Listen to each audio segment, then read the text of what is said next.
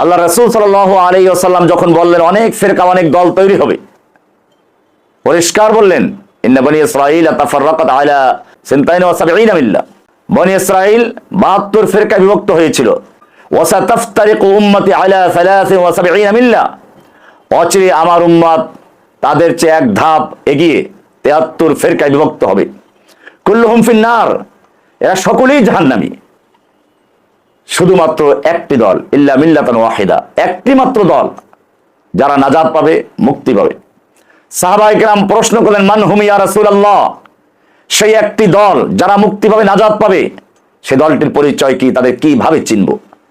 আল্লাহর রাসূল সাল্লাল্লাহু আলাইহি ওয়াসাল্লাম সোজা বলে দিলেন মা আনা আলাইহি ওয়া আসহাবি, আমি এবং আমার সাহাবীরা যে পথের উপরে, যে মতের উপরে, যে দলের উপরে আছি, এটাই হচ্ছে সেই নাজাত প্রাপ্ত মুক্তিপ্রাপ্ত দলের পরিচয়।